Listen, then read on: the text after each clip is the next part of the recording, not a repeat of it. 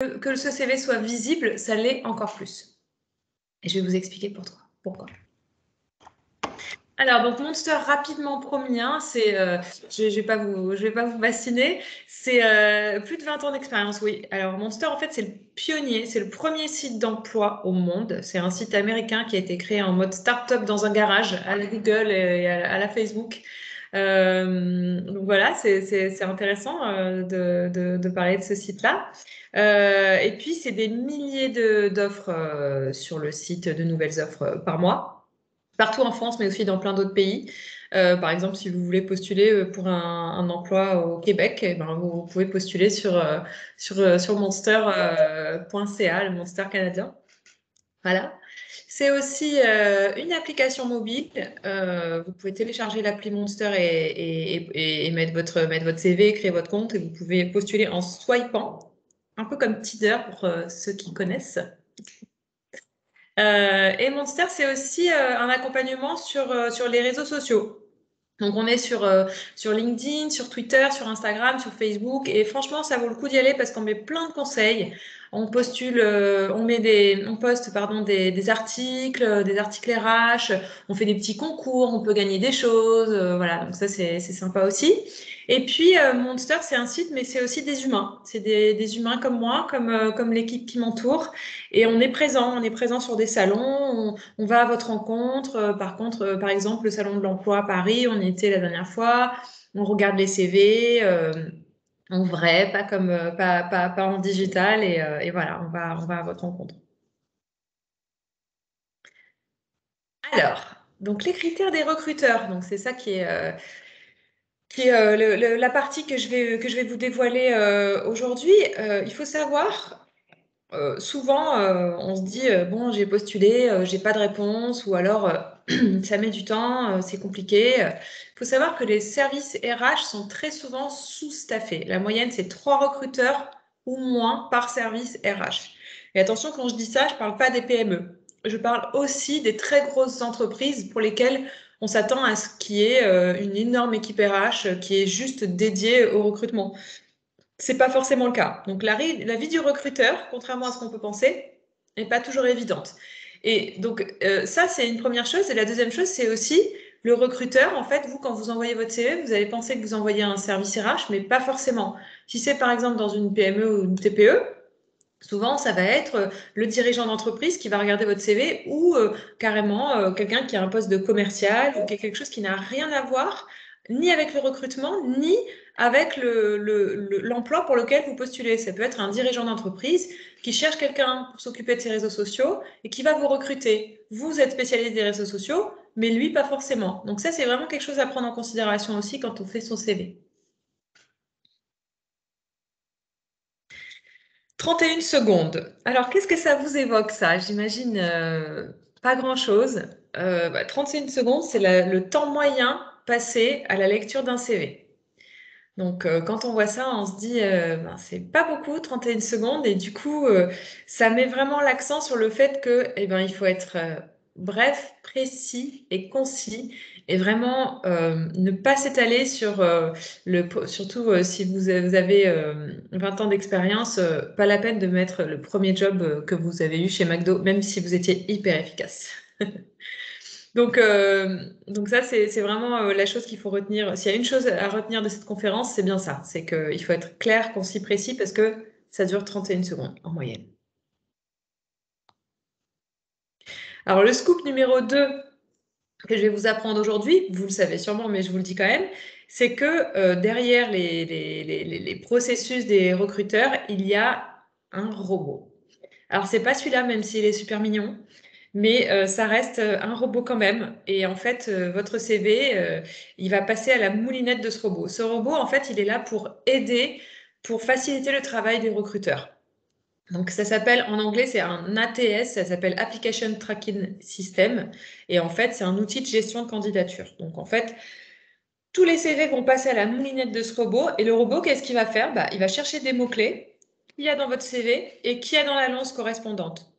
D'où l'importance que les mots-clés de l'annonce soient dans votre CV. Pour que là, le robot, il se dise, ah bah tiens, ça colle, donc celui-là, je le mets sur la pile oui.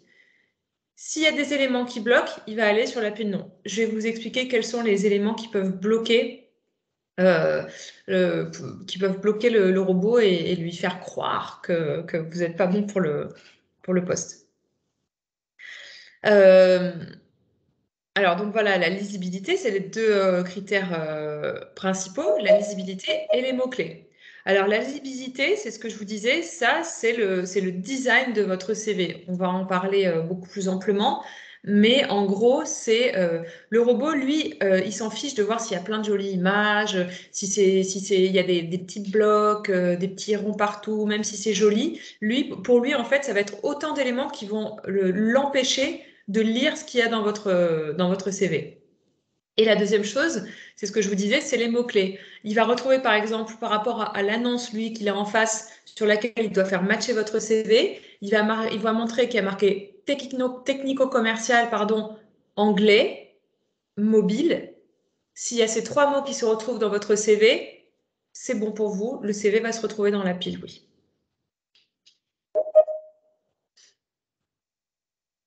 Voilà, donc je vous ai mis 3 petits exemples de CV à faire et à ne pas faire.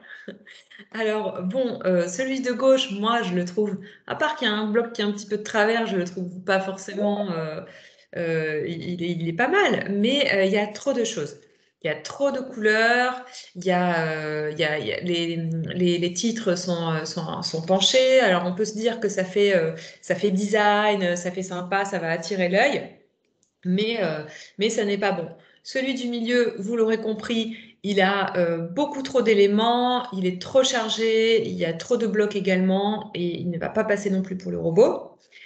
Et celui de droite, eh bien, c'est le CV gagnant. Voilà. Alors, c'est vrai qu'il fait peut-être moins rêver, il est peut-être moins sympa à regarder, il est beaucoup plus classique, mais c'est vraiment vers ce genre de CV qu'il faut tendre, quelque chose de clair, précis, concis, et qu'on voit bien tout de suite. Et ça, en fait, ça vaut pour le robot, mais ça vaut aussi pour le recruteur, parce que même si vous donnez votre CV de la main à la main lors d'un salon, par exemple, ou que vous envoyez votre CV par mail et qu'il ne passe pas forcément à la moulinette du robot, dites-vous que vous avez un humain en face de vous, le recruteur est un humain, et que donc lui aussi, eh ben, il va avoir plus de mal à lire votre CV si il y a plein de petits pictos à droite à gauche, même si vous avez pensé que ce serait plus joli. Lui aussi, il faut lui faciliter la tâche pour qu'il voit en fait le plus important.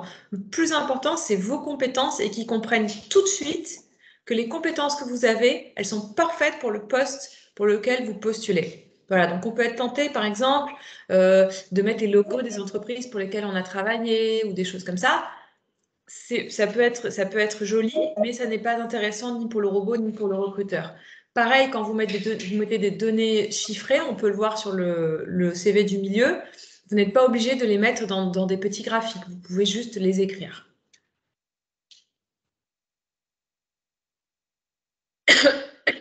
N'hésitez pas à poser vos questions sur le chat pendant que je fais la conférence et n'oubliez pas que j'y répondrai après, hein. Et puis vous pouvez aussi interagir entre vous, hein, vous dire ce que vous faites aussi de votre côté sur votre CV. Donc la lisibilité, voilà, c'est ça, c'est la clé du bon CV. Comme je vous le disais, pour le robot et pour l'humain, on n'hésite pas à mettre les expériences les plus intéressantes en premier. Et quand je dis les plus intéressantes, c'est pas forcément les plus intéressantes pour vous, ce sont les plus intéressantes par rapport à l'annonce pour laquelle vous postulez. Donc ça, je vais vous en parler un petit peu plus tard quand on va parler du CV à compétences versus CV par expérience. Euh, voilà, donc on va rentrer dans le vif du sujet sur les fondamentaux du CV. Donc le CV par compétence ou par expérience, ça c'est aussi des questions qu'on nous pose énormément. Qu'est-ce que c'est le CV par compétence? C'est un CV dans lequel vous n'allez pas mettre votre dernière expérience en premier, mais c'est un CV dans lequel vous allez regrouper les compétences pour lesquelles vous êtes, vous êtes le plus à l'aise et qui vous représente le mieux. Alors, le CV à compétences, on peut utiliser pourquoi? Si vous êtes senior, et que vous avez énormément d'expérience. Il va être plus judicieux de mettre vos compétences en avant en premier plutôt que de l'expérience dans l'ordre dans lequel vous les avez vécues. Par exemple, une bonne manière de se mettre en avant, c'est si vous êtes en reconversion. Si vous êtes en reconversion et que le dernier emploi que vous avez eu ne correspond pas à l'annonce pour laquelle vous postulez, ben là, par exemple, ça peut être intéressant d'utiliser le CV à compétences parce que du coup, on va pouvoir voir les choses que vous savez faire et ce que vous êtes capable de faire et ce que vous avez pu faire dans vos autres emplois, mais pas forcément la dernière expérience qui n'est pas intéressante pour l'emploi pour lequel vous postulez. Voilà. Alors le CV à compétences aussi, ça peut servir quand on a des trous. Quand on a des trous dans son CV, je vous en parlerai plus tard aussi, mais ça peut arriver, donc là, ça peut être bien. Et sinon, le CV par expérience, ça peut être si, par exemple, vous êtes technico-commercial dans une petite structure et que vous postulez pour un poste de technico-commercial, mais dans une structure plus conséquente, ben là, clairement, le dernier poste que vous avez eu est totalement en adéquation avec le poste pour lequel vous postulez. Donc là, c'est totalement pertinent de faire un CV par expérience. Et juste pour rappel, quand on fait un CV par expérience, on présente les expériences de la plus récente à la plus ancienne, hein. Je sais que vous le savez, mais je redis, je sais que vous savez sûrement plein de choses que je suis en train de vous dire, mais je les dis quand même, bien sûr, pour les gens qui ne savent pas. Et puis parce que quand on est dans la rédaction du CV, souvent ça fait pas de mal de se faire rappeler les bases, parce que c'est pas évident. Donc le style plutôt classique ou plutôt moderne, c'est ce que je vous disais, c'est ce que je vous disais en intro. Ça peut être moins rigolo, moins fun, moins sympa, mais vraiment c'est le style le plus classique qui l'emporte. C'est ce que je vous disais. D'une part pour le robot, mais d'autre part pour l'humain aussi. N'oubliez pas les 31 secondes, hein. Si vous avez un style un peu trop original, l'attention va être portée ailleurs, alors que vraiment, l'idée, c'est de porter l'attention sur vos compétences et rien d'autre. Il y a une exception à ça, c'est si vous êtes dans un secteur où vous devez être créatif. Par exemple, si vous avez un CV, si vous êtes graphiste, dans ce cas-là, vous pouvez vous permettre un petit peu de montrer ce que vous savez faire. Mais pas trop non plus, parce qu'il ne faut pas oublier le fameux robot, aussi mignon soit-il, qui va quand même passer votre CV à la moulinette et donc ne pas trop se lâcher. Après, si vous êtes sur un salon et que vous avez imprimé plusieurs CV et que vous allez les donner de la main à la main, vous pouvez également vous permettre plus de liberté, par exemple dans les couleurs, des choses comme ça. Mais toujours pas de logo d'entreprise pour lesquels vous avez travaillé, hein. Celles-là, on les laisse.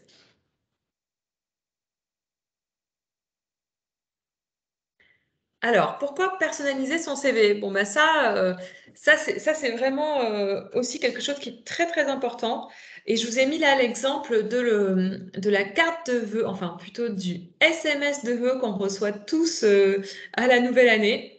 Je suis sûre que tout le monde dans le chat a déjà eu les deux exemples que j'ai mis ici.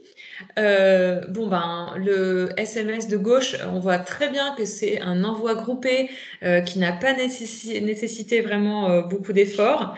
Et le SMS de droite, on voit bien que c'est quelqu'un qui a pris la peine d'écrire un message personnalisé et de vraiment penser à nous quand il l'a fait. Et ben en fait, le CV, c'est exactement pareil. Et le message qui appelle le plus de réponses dans cet exemple, c'est clairement celui de droite. On est d'accord que celui-là, presque vous sentez obligé de répondre parce que vous voyez que la personne a vraiment fait l'effort de vous écrire un message personnalisé. C'est pareil pour le CV. Si vous envoyez le même CV à 20 annonces différentes, tous les recruteurs qui sont derrière qui vont le recevoir vont bien voir que vous n'avez pas fait l'effort de lire l'annonce et que vous avez juste envoyé un CV type.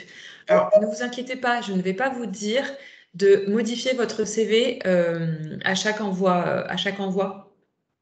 Mais le personnalisé, oui, c'est très important. Et aussi, ça montre une marque de respect, en fait. Ça montre que vous avez pris le temps de lire l'annonce et que vous avez vraiment regardé si vos compétences étaient en adéquation avec l'annonce. Donc, c'est vraiment très important. Juste un petit truc au passage, c'est bien de faire un CV Word, vous faites un premier CV Word que vous gardez tout le temps, et puis quand vous l'envoyez, vous le transformez en PDF. Mais vous gardez une version Word qui est en perpétuelle évolution. Comme ça, c'est moins compliqué de le refaire à chaque fois. La photo. Alors, on en parle, oui, on en parle. Donc, il faut savoir que la photo n'est pas obligatoire sur le CV. Vous n'êtes pas du tout obligé de mettre votre photo. De la même manière, vous n'êtes pas obligé de mettre votre statut marital, ni votre âge, ni votre adresse. Vous n'avez pas besoin. Vous avez juste besoin de mettre votre nom et de quoi et les coordonnées pour vous joindre. Si vous décidez quand même de mettre une photo, ça peut être une bonne idée parce que par exemple, si vous êtes dans un métier où le contact est important, encore l'exemple de commercial, euh, ça peut être bien de mettre votre photo, on peut voir ce que vous représentez. Par contre, cette photo, il faut absolument qu'elle soit professionnelle. Alors, je ne vous dis pas d'aller payer quelqu'un pour faire des photos professionnelles, pas du tout, mais faites-vous prendre en photo par vos parents, par votre cousine, par une copine, n'importe qui, mais juste quelque chose de simple, classique, sur un fond neutre. On évite le selfie, comme je vous ai vu montrer ici. On évite les photos de vacances et on évite les photos où clairement on voit que c'était une photo de groupe, mais que vous avez juste découpé votre tête. Ne rigolez pas, hein, c'est vraiment des exemples que j'ai vus énormément. La petite photo découpée où on voit encore le bras de la personne qui était derrière. Bon, ça, c'est pas possible.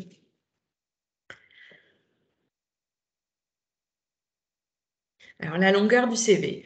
Il faut savoir qu'en France, un CV, c'est 2 pages maximum. C'est pas le cas dans tous les pays. Par exemple, en Allemagne ou au Royaume-Uni, on peut avoir un CV qui va jusqu'à 4-5 pages. Mais bon, comme on est en France, on va rester sur les bonnes pratiques de notre pays. N'oubliez pas que votre CV, en fait, c'est juste un petit teaser. C'est une carte de visite.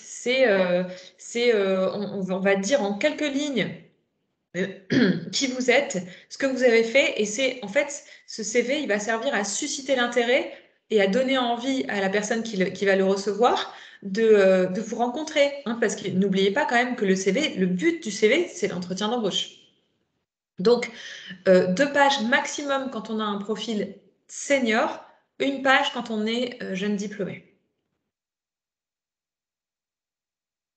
Alors voilà, des trous de CV. Je vous en parlais tout à l'heure. En fait, ça, c'est une slide que j'ai rajoutée au fur et à mesure de mes présentations parce que je me suis rendu compte que c'était une question qui revenait beaucoup aussi, les trous dans le CV. Alors, surtout, ne vous inquiétez pas, les trous dans le CV, ça arrive à tout le monde vraiment. On change entre 7 et 11 fois de métier, d'entreprise, de job dans une vie professionnelle. Donc c'est vraiment naturel d'avoir des trous dans son CV. Il peut y avoir plein de raisons. Vous pouvez avoir une période de chômage pendant laquelle vous n'avez pas retrouvé d'emploi. Vous pouvez avoir une période où vous avez décidé de vous occuper de votre famille, par exemple, si vous avez des enfants. Vous pouvez avoir été en reconversion, vous pouvez avoir été malade ou avoir une personne de votre entourage proche qui a été malade et vous avez décidé de prendre du temps pour s'occuper d'elle. Voilà. Il y a plein de raisons qui peuvent justifier les trous dans le CV. Ce qu'il faut, c'est ruser. Donc, ruser, ça ne veut pas dire mentir. Donc, c'est là que le CV à compétences se prête très bien si vous avez des trous dans votre CV. Vous pouvez mettre vos compétences en avant pour que ce trou-là se voit moins que si vous mettiez un CV par expérience. Après, si vous arrivez justement, grâce à ce CV par compétences, à passer le cap du CV et à arriver en entretien, là, c'est votre job de convaincre à l'entretien et de rassurer. Le recruteur, qu'est-ce qu'il veut en fait? Il veut que vous puissiez lui dire, voilà, il s'est passé ça dans ma vie, j'ai été malade ou j'ai eu une période de chômage, je n'arrivais pas à retrouver un emploi, mais ce poste-là pour lequel je postule, il est vraiment fait pour moi et je suis vraiment prêt à relever ce défi et maintenant je vais bien et je suis prêt à travailler. En fait, c'est tout ce que la personne en face de vous a envie d'entendre. Donc, ne vous inquiétez pas, les trous dans le CV, c'est pas dramatique.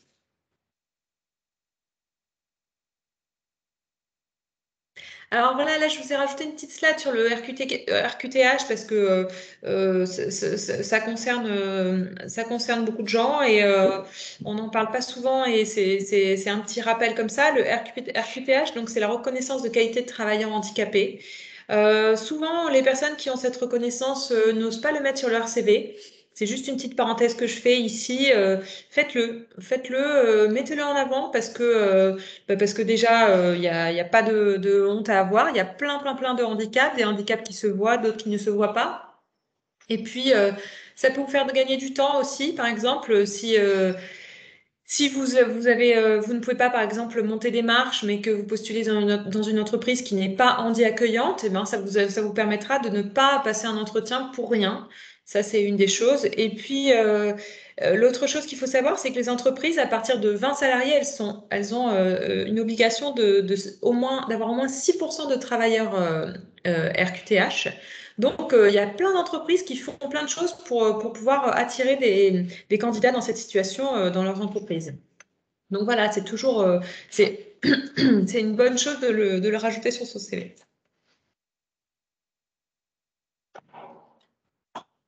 N'hésitez pas si vous avez des questions à les mettre dans le chat, hein, je vais y répondre après. Donc les petits détails qui font la différence sur le CV. Alors, encore une fois, ça va paraître très évident ce que je vais vous dire, mais vraiment, l'orthographe, c'est pas possible de faire des fautes d'orthographe dans son CV. C'est vraiment. Et encore une fois, je dis ça pas pour faire la maîtresse d'école, mais parce que j'en ai vu énormément des CV de mon expérience chez Monster dans lesquels il y a des fautes. On fait tous des fautes d'orthographe, tout le monde, vraiment, moi la première. Mais par contre, quand on envoie un CV, ben, si on sait qu'on fait des fautes d'orthographe, et même si on pense qu'on n'en fait pas d'ailleurs, on le fait relire. Voilà, alors soit vous le passez dans Word, mais si vous n'avez pas d'ordinateur, bah, vous le faites relire, pareil, un par an, à votre tante, à votre voisine, à votre copine, non, plusieurs fois, plusieurs personnes, pour que vraiment il n'y ait pas de faute d'orthographe. Ça, je connais vraiment beaucoup de recruteurs qui m'ont fait le retour. S'il y a une faute d'orthographe et que c'est un poste pour lequel, par exemple, il y a énormément de postulants, ça peut très vite vous faire vous retrouver sur la pile non alors que c'est vraiment bête, quoi. C'est vraiment dommage de se retrouver sur la pile non à cause d'une faute d'orthographe. Un autre détail qui fait la différence, ce sont les exemples chiffrés. Alors, par exemple, ce que je vous disais tout à l'heure, c'est pas forcément quelqu'un qui va être spécialiste dans votre métier qui va regarder votre CV en premier. Si c'est, par exemple, un RH et que vous postulez pour être responsable des réseaux sociaux d'une entreprise, mais cette personne-là, elle va pas être forcément au fait des bonnes pratiques des réseaux sociaux ou pas forcément comprendre le jargon que vous utilisez dans votre CV. Donc là, pour ça, les exemples chiffrés sont très importants. Vous allez mettre, par exemple, que vous avez fait augmenter, passer le compte Facebook de votre entreprise de 500 à 2000 abonnés. Voilà ce genre de choses qui vont pouvoir montrer à une personne qui n'est pas forcément de votre métier que vous avez pu améliorer la performance dans le cadre de votre métier et vous pouvez le prouver par des exemples chiffrés. Voilà, donc ça c'est un exemple pour le cas des réseaux sociaux, mais par exemple si vous êtes dans un métier commercial, vous pouvez également parler de chiffre d'affaires. Attention quand même à ne pas révéler d'infos confidentielles, bien sûr, sur les entreprises pour lesquelles vous avez travaillé. Vous pouvez parler sous forme de pourcentage, voilà, ça peut être moins délicat. Et les expériences pertinentes, bah ça, c'est les expériences, encore une fois, qui vont être en adéquation avec l'annonce pour laquelle vous postulez. Donc, si vous voyez que l'annonce le job pour lequel vous postulez, par exemple, il faut être bilingue, bah, n'hésitez pas à mettre vraiment en avant le fait que vous avez fait une année de césure en Angleterre et que vous parlez parfaitement anglais, voilà, ou que vous avez été jeune fille au pair. Ou que dans votre précédent emploi, ou même pas peut-être celui de encore avant, eh bien, vous aviez une réunion hebdomadaire avec l'équipe Europe de votre entreprise dans laquelle vous deviez vous exprimer en anglais.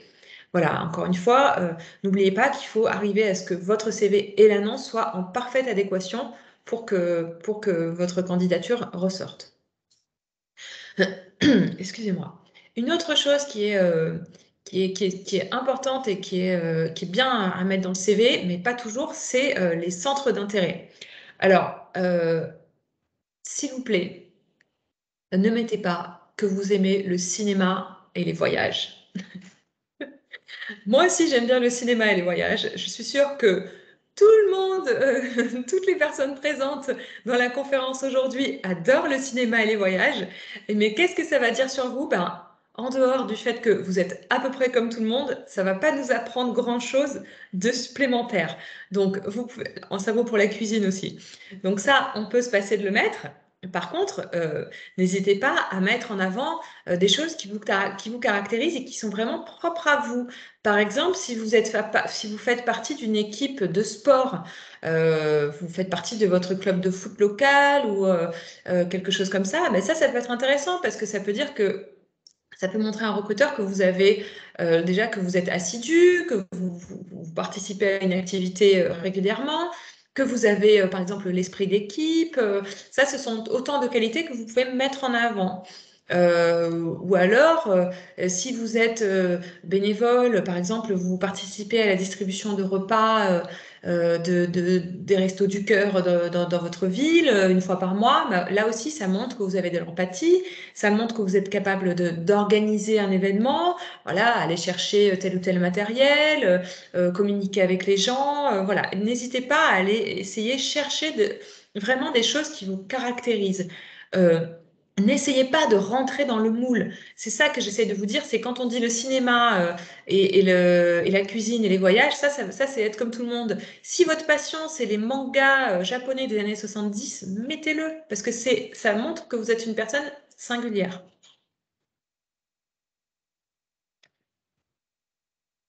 Regardez le suspense. Alors oui, c'est ce que je vous disais. C'est ce que je vous disais tout à l'heure, c'est votre CV n'est pas votre autobiographie. C'est bien de mettre les expériences que vous avez vécues. Ce qu'il faut, c'est mettre les expériences les plus importantes. Mais n'oubliez pas que le but de votre CV, c'est d'arriver à l'entretien d'embauche. Et là, à l'entretien d'embauche, vous allez arriver et votre but, ça va être de convaincre. Mais le CV, c'est juste votre petite carte de visite qui va dire voilà ce que j'ai fait et voilà en quoi mon expérience est en totale adéquation avec le job pour lequel je postule. Je ne sais pas si vous aimez la Casa del Papel, moi oui. Alors la visibilité. Donc ça la visibilité, c'est un point, c'est ce que je vous disais en intro. Avoir un CV parfait, vous avez rempli tout ce que je vous ai dit là depuis le début, votre CV, ça y est, il est parfait, il n'y a aucune faute d'orthographe, la photo est bien, elle est professionnelle, vous avez mis les bons mots-clés de l'annonce et tout ça, ça c'est super. Il y a une chose qui est très importante, c'est d'être visible. Donc votre CV, il a beau être parfait, si vous le gardez sur tous les sites d'emploi, je ne parle pas que de Monster, ça vaut pour vraiment tous les autres sites. Si vous ne mettez pas votre profil en mode public, vous perdez autant d'opportunités. Il faut savoir qu'il y a beaucoup de recruteurs qui ne vont pas forcément poster une annonce pour aller recruter un candidat. Beaucoup vont aller piocher, par exemple chez Monster, ça s'appelle la CV Tech, mais je vous le dis, c'est exactement pareil sur tous les autres sites d'emploi, et ils vont aller en fait, à l'aide de mots-clés, rechercher des CV qui sont postés en mode public. Donc ça, c'est vraiment une chose importante quand vous créez votre CV sur une plateforme d'emploi, n'oubliez pas de le mettre en mode public.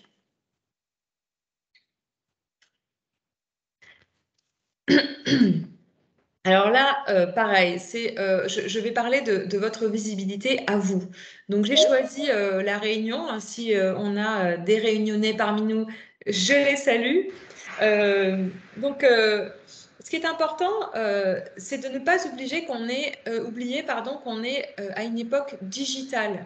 Donc tout ce qu'il y a sur vous sur Internet va apparaître. Et soyez-en sûrs, tous les recruteurs, quand ils regardent votre CV, si votre CV les intéresse, ils vont aller faire une petite recherche sur vous sur Internet. Et là, il va falloir faire attention à ce qu'il en ressort.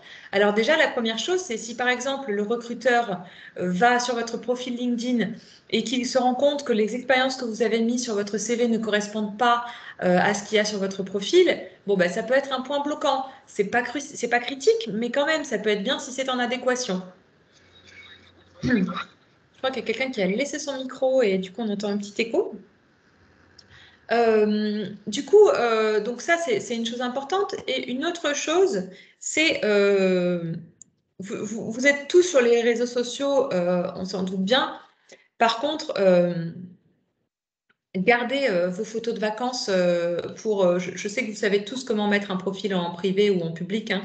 Les photos de vacances, l'anniversaire du petit dernier qui souffle les bougies, les photos de soirée, tout ça. C'est pas la peine de les. Enfin voilà, mettez-les en privé.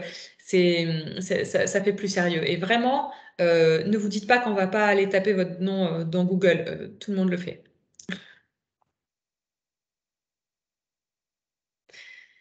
Bon, créer un profil sur les sites d'emploi, ça je vous l'ai dit, c'est vraiment c'est quand si vous ne vous êtes pas dans le cadre d'une candidature spontanée, vous allez créer votre profil et un outil qui peut être très intéressant aussi, en dehors du fait de mettre votre CV en public, c'est de vous créer une alerte emploi. Donc ça, pareil, c'est le cas sur Monster, mais j'imagine vraiment que c'est le cas sur toutes les autres plateformes d'emploi sur tous les autres sites d'emploi. Si vous créez une alerte, ben, vous allez recevoir automatiquement dans votre boîte mail toutes les offres d'emploi qui vont correspondre à à ce que vous recherchez.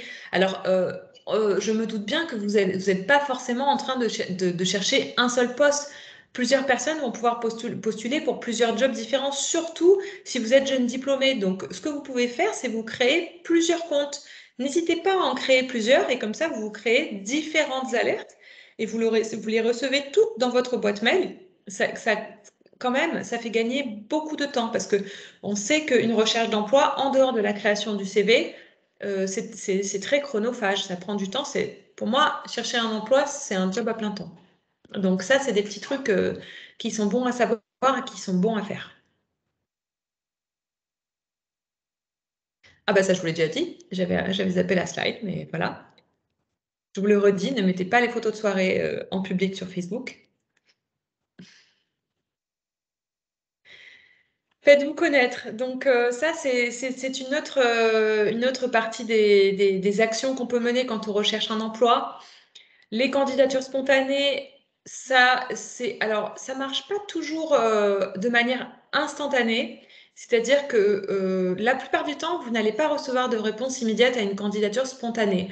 Par contre, une chose qui est vraie, c'est que quand vous envoyez votre CV, il est souvent gardé. Il est souvent gardé pour quand la personne sera amenée à recruter au poste qui vous conviendrait. Donc ça, vraiment, n'hésitez pas à le faire. Ne pensez pas que ça tombe aux oubliettes. Il y a énormément de recruteurs qui gardent des dossiers de candidature spontanée. Donc ça, c'est une chose à faire. Et puis, c'est aussi une chose à faire, par exemple, si vous avez l'entreprise de vos rêves, celle pour laquelle vous rêvez de travailler, bah, celle-là, vraiment, envoyez une candidature spontanée. Les salons généralistes ou sectoriels, ça c'est toujours une bonne idée aussi, surtout si vous êtes dans un métier, par exemple, de représentation, si vous êtes dans l'hôtellerie, la restauration, si vous êtes commercial, c'est toujours un plus de vous présenter en personne, hein. N'oubliez pas, le but quand vous envoyez votre CV, c'est d'arriver à l'entretien. Ben, les salons généralistes, tous les salons, vous allez pouvoir vous présenter tout de suite. Donc là, c'est vraiment une opportunité super parce que vous allez pouvoir montrer à la personne que vous avez en face de vous à quel point vous êtes motivé. Donc ça, c'est vraiment, si vous avez le temps et que vous n'êtes pas, que vous pouvez vous déplacer, c'est une bonne chose à faire. Un autre conseil que je peux vous donner, c'est de contribuer à des forums spécialisés.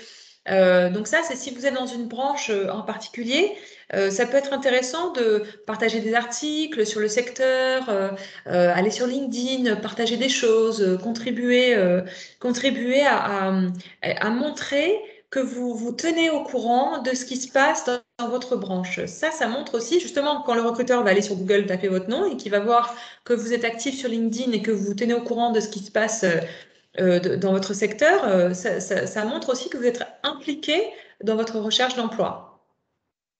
Et la dernière chose, c'est développer votre réseau. Alors le réseau, c'est important, mais par contre, n'oubliez pas, quand je dis développer votre réseau, ça ne veut pas dire forcément aller voir, aller parler avec une personne de votre secteur et dire oui, je trouve pas de travail, ah là là, c'est difficile, tout ça.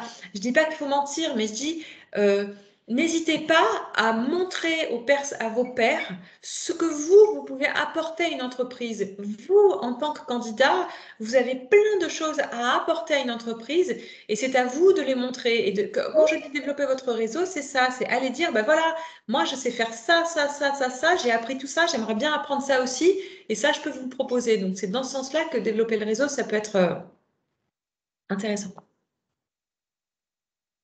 Voilà, donc la petite checklist du CV gagnant. On n'oublie pas, il faut que ça soit lisible, il faut qu'il y ait les mots-clés de l'annonce. Vos soft skills et vos math skills, ça c'est ce que vous savez faire. Si vous faites du sport, les choses qui vous représentent, il faut que ça soit structuré, il faut que ça soit synthétique et surtout, n'oubliez pas, il faut que ce soit personnalisé. Je ne sais pas si je l'ai assez dit, je crois que je l'ai beaucoup dit, mais je le redis encore. Et je vous mets une dernière petite slide. Donc ça, c'est les compétences et les algorithmes. Ça regroupe un peu ce que je vous ai dit tout au long de la conférence. Donc sur ce qu'il faut, l'essentiel qui doit absolument apparaître dans votre CV. Je ne sais pas si Marie l'a dit au début, mais en tout cas, cette présentation, on va pouvoir vous l'envoyer par mail juste après la conférence. Donc, vous allez pouvoir la regarder, vous allez pouvoir mettre sur pause à n'importe quel moment et pouvoir rédiger votre CV en même temps que vous la regardez à nouveau, que vous regardez la présentation. Voilà.